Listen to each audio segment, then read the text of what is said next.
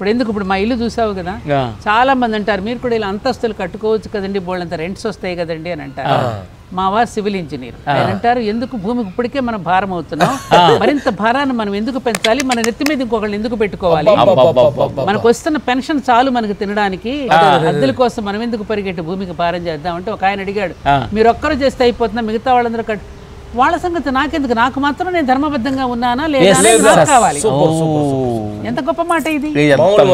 అలాగే సీతమ్మ తల్లి కూడా చెప్పింది ఏంటంటే ప్రకృతి నియమాలు మాకు పవిత్రాలే కాకుండా అభివృద్ధికి కూడా మూలాలు. ఎంత గొప్ప మాట.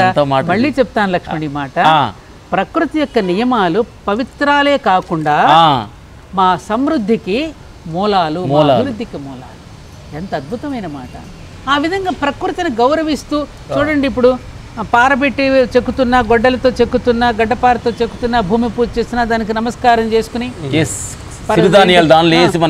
సముద్రవసనే దేవి పర్వతస్థన మండలే విష్ణుపత్ని నమస్తుభ్యం పాదస్పర్శం క్షమస్వమే, నీ ఒంటి మీద నీ మీద కాలు మోపుతున్నందుకు నన్ను క్షమించమ్మా అని క్షమాపణ కోరుకుని మరి లేచి దండం పెట్టి క్షమాపణ కోరుతామే. ఎందుకంటే అమ్మ ఇటుకలు నువ్విచ్చినవే, ఈ చెట్లు బంగారం డ్రై ఫ్రూట్స్ అంటున్నావు, ఫ్రూట్స్ అంటున్నావు, పాలు అంటున్నావు, ఎక్కడ ఇన్ని రకాల రుసులు ఒకటి తీగ ఒకటి ఎన్ని రకాల మనిషి ఎక్కడిది, ఇవన్నీ ఎవరు ధరించారు, ఈ గాజులు ఎక్కడి నుంచి వచ్చాయి, ఈ బంగారం ఎక్కడిది, ఇవన్నీ ఎవరు ఏ భూమి నుంచి ఏ ఖనిజాలు ఎక్కడి నుంచి తవ్వుకున్నాం మనం. ఇది గుర్తు పెట్టుకోడు మానవుడు. ఆధునిక విద్య అనేది ఏదైతే విర్రవీగుతున్నాడో, నేను ఇంగ్లీష్ నేర్చుకున్నాను, నాకు ఇన్ని డిగ్రీలు ఉన్నాయి, ఆహా ఓహో అని విర్రవీగుతున్నాడే, ఈ మనిషికి అహంకారం పెరిగి స్వార్థంతో ఆలోచిస్తూ ఏదో కట్టుకుపోతాననేటటువంటి ఒక మూర్ఖత్వంతో ప్రవర్తించడం వల్ల వాళ్ళ కష్టాలు అనుభవిస్తున్నాం. ఎప్పటికైనా కనుక కనువిప్పు కాకపోతే మరిన్ని కష్టాలకు మనం సిద్ధంగా ఉండాలి.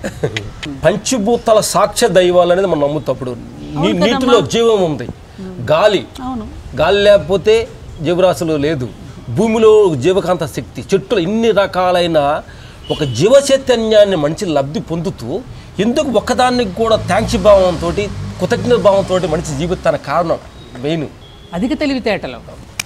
నీ తెలివితేటలతో నేనేదో చంద్రమండలానికి కాలు పెట్టకపోతే ఏమవుద్దంట, అంగారకుడి దగ్గర ఎడబొమ్మన్నాడు, నేను ఏమవసరం, ఈ భూమి మీద ఏడువు ముందు, ఈ భూమి మీద ఏడువి, భూమిని గురించి తెలుసుకో ముందు, నీ సైన్స్ నీ పిండాకుడు ఇవన్నీ కూడా దీని మీద ఎందుకు నువ్వు ప్రవర్తిస్తావు, ఇవన్నీ దేనికి నష్టం జరుగుతున్నాయి, మానవుడికి నష్టం చేస్తోందా, దీనివల్ల ఏమన్నా ఈ అభివృద్ధి పేరిట ఈ విధంగా నువ్వు చేసుకుంటూ పోతుంటే నష్టం జరుగుతోందా. ఆ మధ్యన ఇక్కడ ఉత్తరాఖండ్లో ఏదేదో పెట్టాలని, పవర్ ప్రాజెక్ట్స్ పెట్టాలని స్వార్థంతో పోతే ఉప్పెన్ వచ్చేస్తే మొత్తం కొట్టుకుపోయి ఎంతమందికి నాశనం జరిగింది. కేవలం బద్రీనాథుల టెంపుల్ ఒక్కటి మాత్రం నిలబడింది. అక్కడ శంకరాచార్యుల వారి యొక్క యంత్ర ప్రతిష్టాపన శక్తి ఆపగలిగింది. కాబట్టి పంచభూతాలు మనలో ఉన్నాయి కదా. అంత్యేష్టి సమయంలో అంటే అంత్యక్రియలప్పుడు కూడా ఈ శరీరంలో ఉన్న పంచభూతాలని మళ్ళీ పంచభూతాలలో విలీనం చేయడం ద్వారా, ఆ విలీనం ద్వారా మళ్ళీ మన ఆత్మ వెళ్ళిపోతుంది కదా, వాయువులో కలిసిపోతుంది, మట్టిలో కలిసిపోతుంది, అగ్నిలో కలిసిపోతుంది.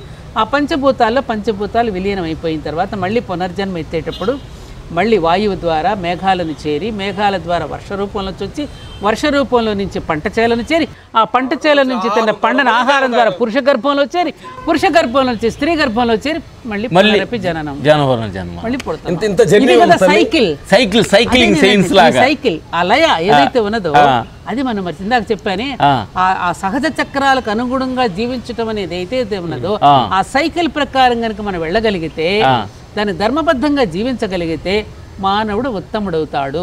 లేకపోతే గతి తప్పేమవుతాడు, మళ్ళీ కష్టాలు పాలవుతాడు.